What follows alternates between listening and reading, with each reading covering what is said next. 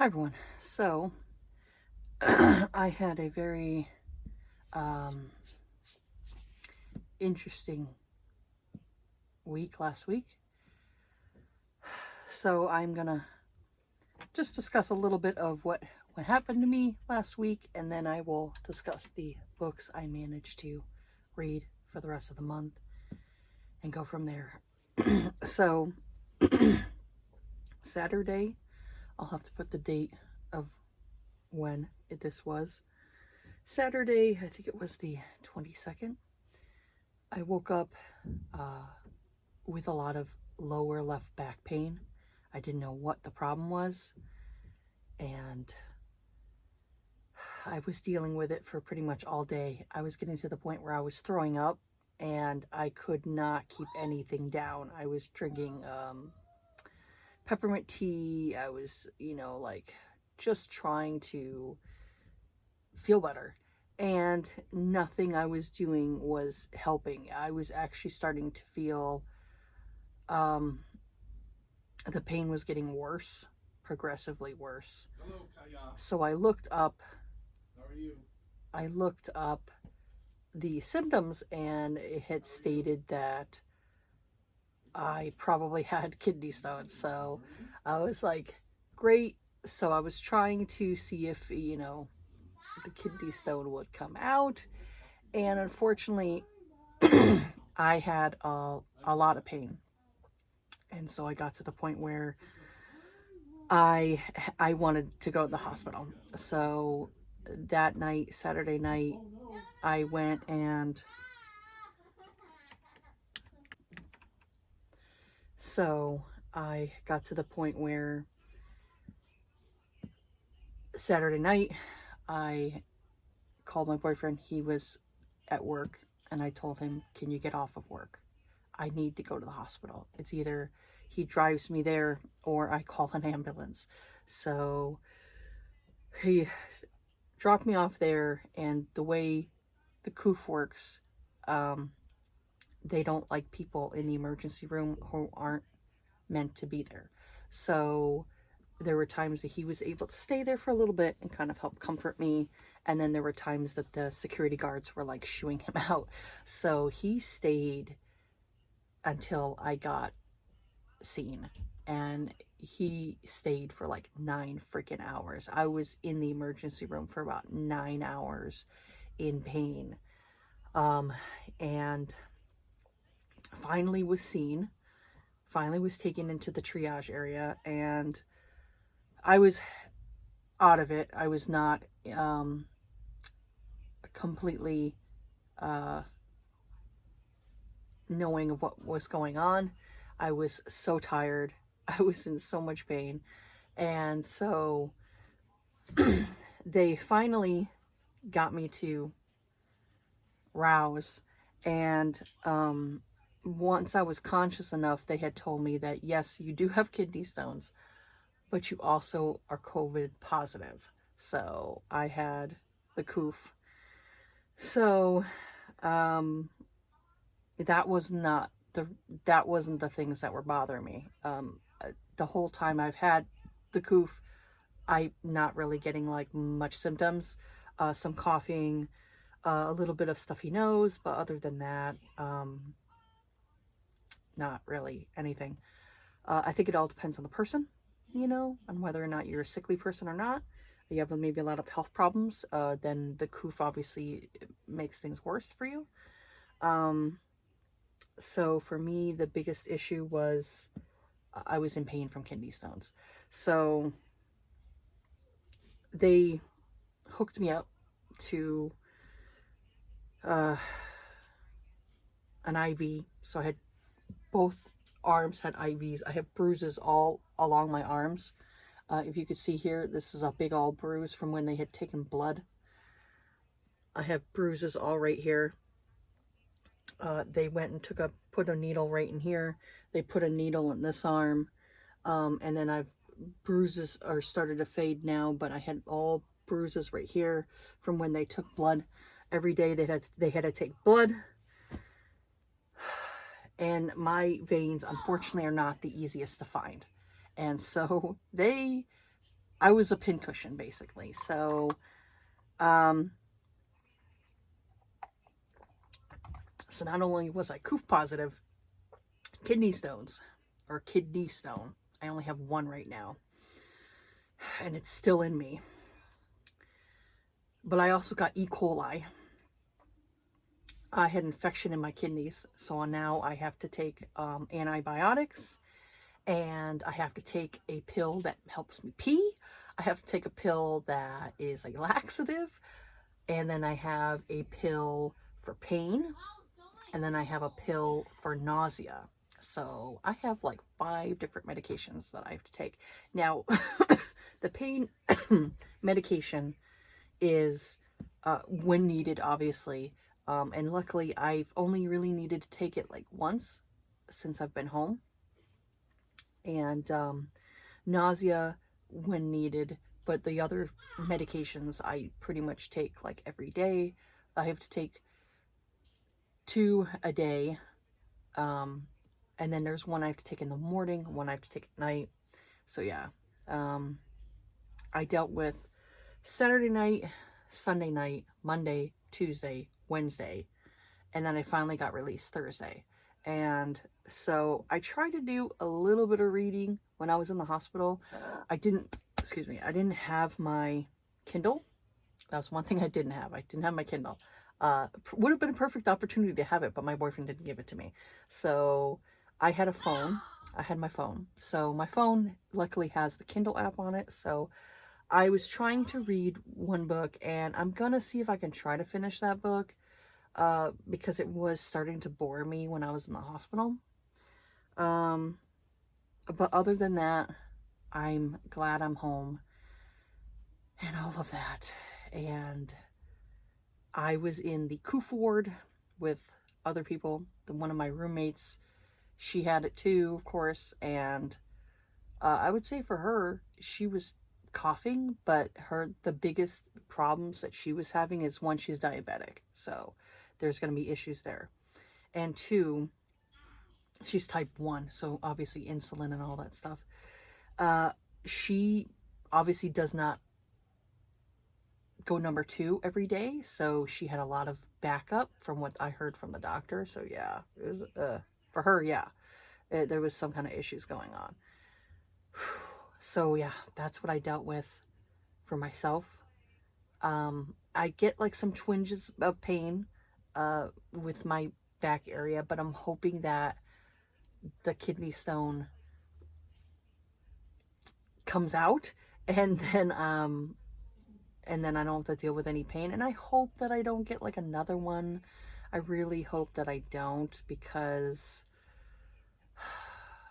that means possibly getting some other type of drugs, medication to help. I mean, obviously, if they gave me morphine, it would feel so much better. But, they want to give you something pill form. So they gave me this drug that is kind of like a higher dose acetaminophen. So I have that right now.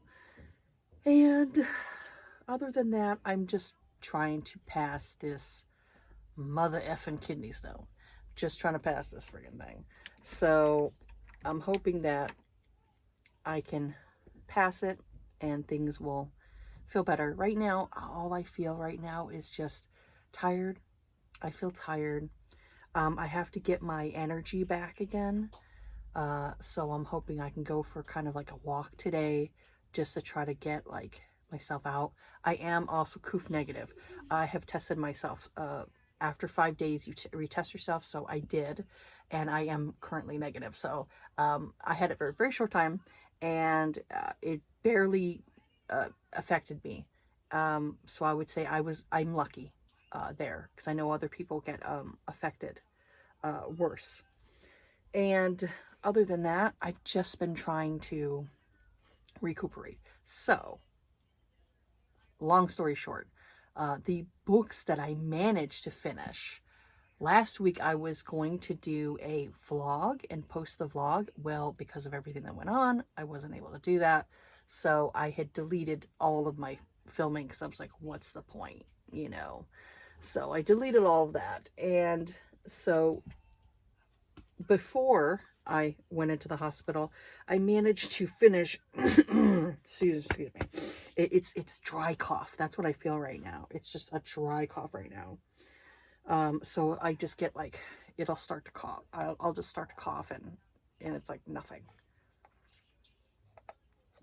I also got like half cranberry, half water, just to try to, filter my kidneys. So I ended up reading Savage Hearts. This is The Queens and Monsters #3 by J.T. Geissinger. I gave this one a 3. Yeah. The characters are Malik and Riley. So I gave this like 4 out of 5. It was nice and steamy. It had a good steaminess to it.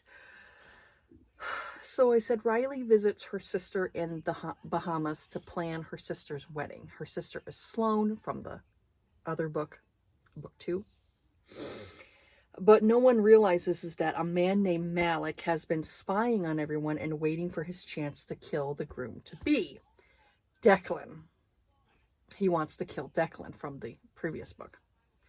So, Malik is a Russian assassin and he's out for revenge because Declan, the groom-to-be, killed Malik's brother. Sorry. Malik sees Riley and mistakes her for a prostitute at first. And then he tries to help her. Once he realizes that she is related to the bride-to-be, he's angry and keeps sneaking into the places Riley is staying at. It made Declan and his crew seem very inadequate. Because it's like, how is this dude sneaking in? How is this guy sneaking in?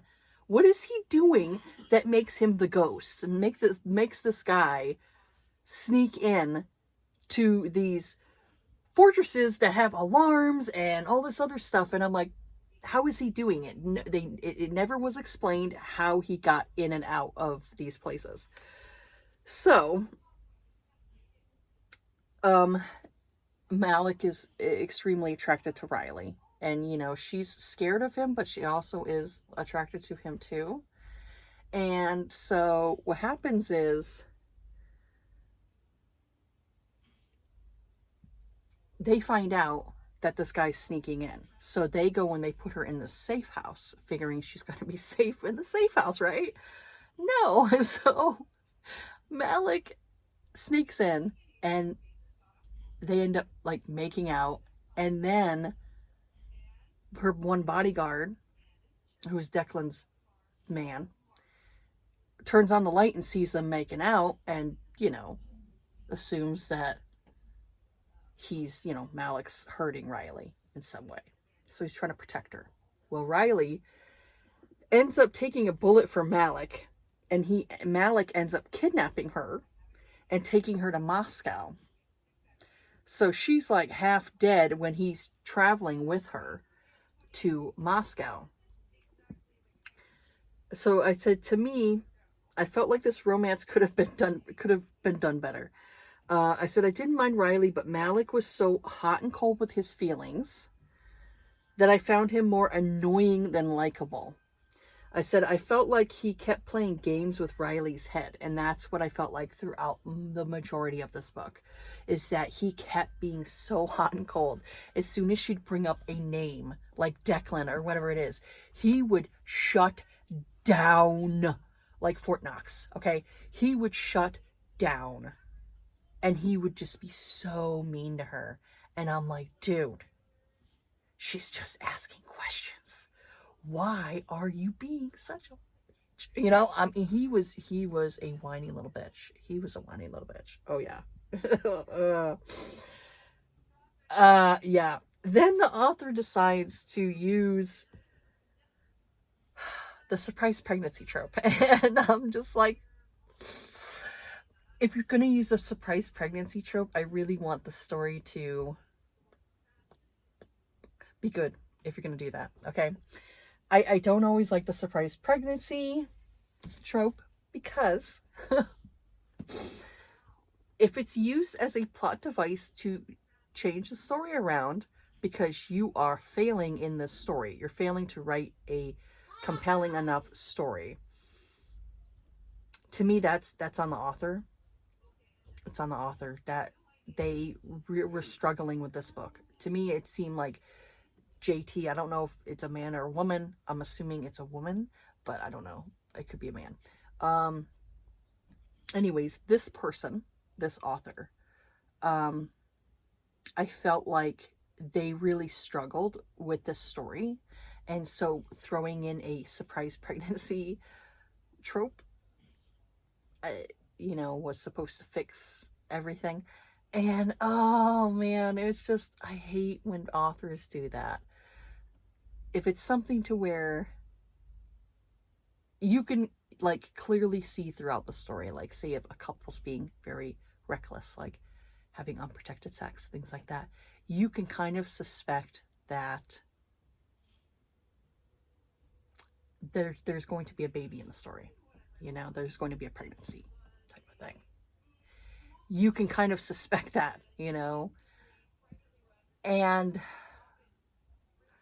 this here, I wasn't suspecting it because she supposedly was on, like, I guess got the shot and all that stuff.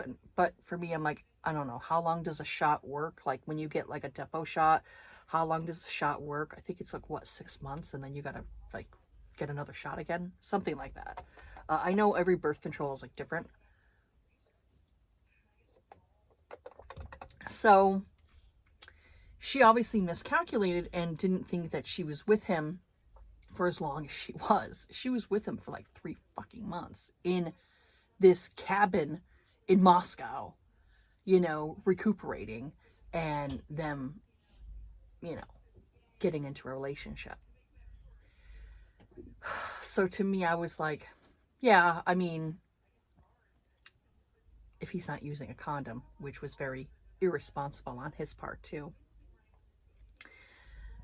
But I was just like, I hate the surprise pregnancy trope when I feel like it's like a way to change the story around. And that's basically what happened, is he pushed her away. He pushed her away, and she was back with her sister because he is going to be like the big shot in the mafia. And and then she finds out she's pregnant, and I'm like, like, okay. And then he comes back and he's all like, oh, you're gonna have a baby, and I'm just like, yeah, I really, yeah. That's why I end up giving it a 3, because I'm just like, okay. Yeah. So, I mean, if they do if the JT Geissinger does do another book in the series, which I think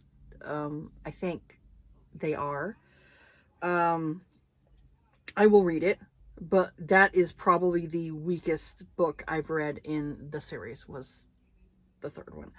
I really liked the second one. The second one was really good. Really good.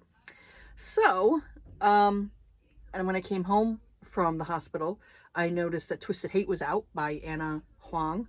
And so I was like, I'm going to read that because I liked book 1 and book 2. So I wanted to read book 3. So we have the characters of Josh and Jules. I gave the spice rating like a 3 out of 5. So I said, it's enemies to lovers. I said, you have to read the previous books in the series to really understand their past animosity towards each other. I mean, they hate each other. For years, they've hated each other. So Josh is a first-year resident as a doctor, and Jules is in her final year of law school. She's also preparing for her bar exam.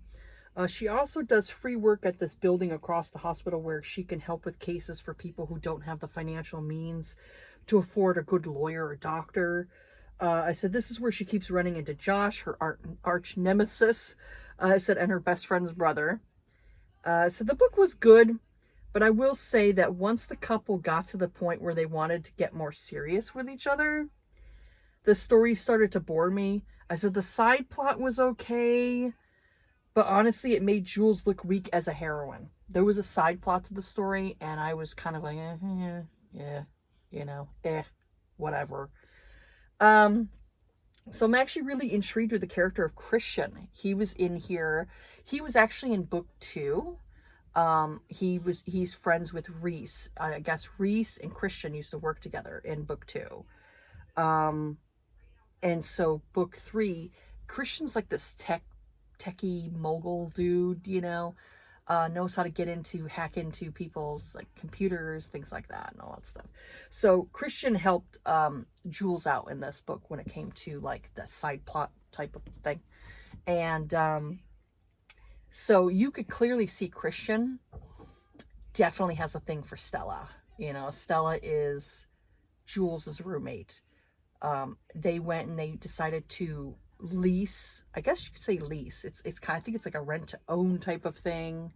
I think something like that. It's either a lease or a rent to own. Where they got into the Christian's building, and it's like expensive to live there.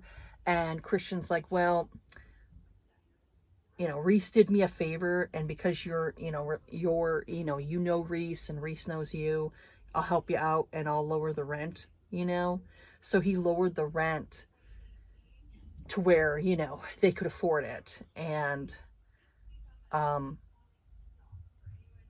you can clearly see Christian is definitely into Stella. And that's probably why he definitely lowered the rent, because he's like, he wants to get in her panties. So yeah, lowering the rent could definitely be in his favor.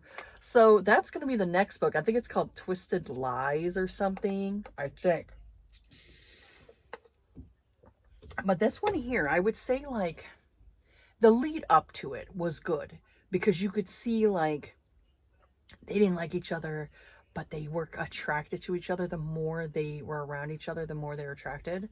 And I did give the book 4 stars, but I will say out of all the books in the series, I felt like this was the weakest entry into the series. This was the weakest one. Because there were parts of it that were like kind of boring to me. Like I said, the whole subplot thing, it made Jules kind of look weak. And then like her, like the miscommunication between her and Josh, and I was just like, girl, keeping secrets isn't good. And when he found out, he was pissed, and he treated her like dog shit. I'm just like, yeah. There were some things that I just didn't like about the book, and I did feel like the book was a bit long. It was a bit long. It could have been shortened up a little bit. It could have been tightened up more to where it was a little bit shorter, and I think it might have hit me a little bit differently. Like it would have been better. Would have been better. So yeah, but I did like it though. I mean, I did like it. I gave it 4. There were parts of it that I really did like, and there were parts of it that I really was like, I would say like there was a caretaking scene in here that was really nice. They are in, I think it's like Aspen or something. I can't remember where. They're somewhere, because Ava set up this trip. It was like Ava and Alex. They decided to set up this trip so that way it would help kind of like bring back the relationship between Alex and Josh, because they used to be friends, and then Alex lied. In the first book, he lied. So it really affected Josh's and Alex's friendship. And so Ava was trying to reconnect their friendship together again. So they decided to do this away trip kind of thing. And that's where Josh like started to get attracted to, Jules, and get like realizing that he kind of misjudged her. And she has, I guess you could say, sort of like an endometriosis. I guess she might. I'm not sure. That was never explained in the story. Ava said that she wasn't sure if Jules had endometriosis, but I'm assuming it's probably likely the case in that, you know, when anybody who has endometriosis, you can get really bad period cramps, really excruciating period cramps. I feel for the women who deal with endometriosis because I'm sure it's not pretty. So she was in a lot of pain, and because he's a doctor, he knows of certain things that can kind of help. So he was actually massaging her abdomen, and I thought that was really sexy and hot, and you know, I liked that scene. That was really good. He was really like taking care of her, and it was really nice to see. And their sex was definitely a little bit more on the rough side when they would go and be intimate with each other. It definitely more was a kind of a hate effing, you know? And but the aftercare, like he would take care of her and all that stuff. So that was good too. So I'd say those parts I really liked. But yeah, like I said, there were certain parts of the story that I felt like were lacking to me, and that's why I ended up giving ultimately a 4. But I still enjoyed the book.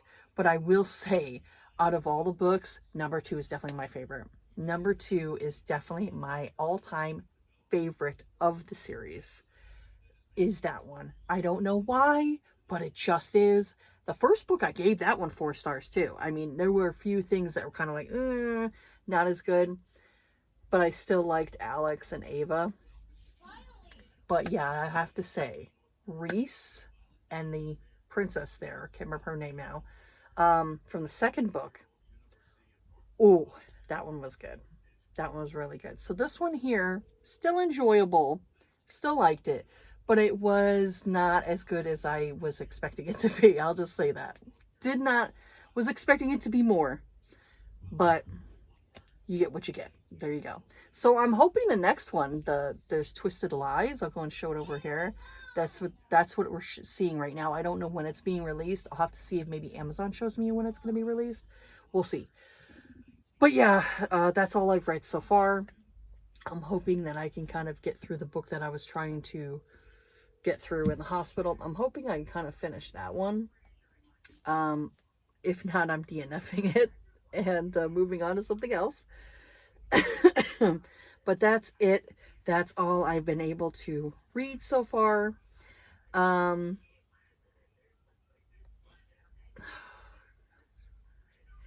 This is the one thing I hate about Goodreads. It's a little side rant. One thing I hate about Goodreads is I'm okay with people adding me as a friend. I don't know why they'd want to add me as a friend. You could just follow me. I don't know why people would want to add me as a friend. When you could just follow me. It's not a big deal. Follow me, friend me, whatever. You know, it doesn't matter.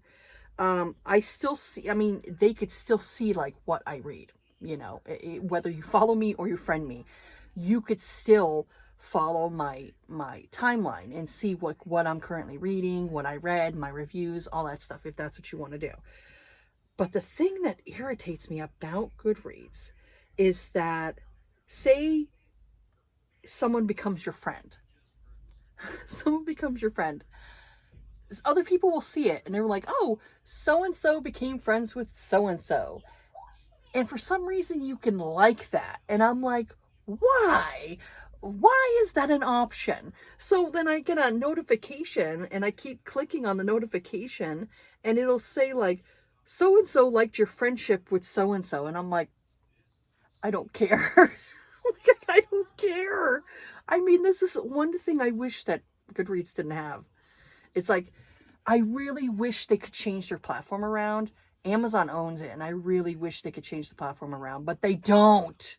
It's been like this forever. And it's just annoying. There are certain annoying things in Goodreads that is frustrating to me, and I really wish that they would change, but they don't. They don't change it. You know, they just leave it. Oh, and when I did get home, before I end this, when I did get home, I did get my copy of the special edition of Barbarian Alien. So I do have that. I do like the pink on the side, even though I'm not a pink fan, but I think it's pretty, you know, with the flowers and stuff. So I got that. And I figured what I'm going to do is I obviously, you know, keep the special editions, but I also want to keep the originals because one day these might be worth something. They might be worth something, and if they are worth something, then I can just go and sell them on eBay for, you know, money. Because there might be people out there who just want the originals and they don't want the special editions. So there's, you know, there's that. So yeah. Anyways, that's it for this video. I don't want to make it too long. That's it for this video here. Have yourselves a good day. Take care of yourselves. Be kind to each other. Be safe out there. And I will see you all on the next video. All right. Bye.